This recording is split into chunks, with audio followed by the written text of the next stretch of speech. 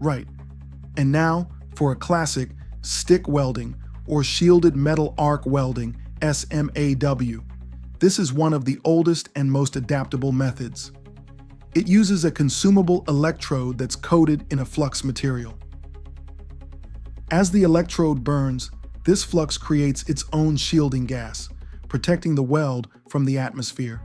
Stick welding is a workhorse, often used for heavy-duty repairs and construction, especially in outdoor environments where wind might interfere with other welding processes.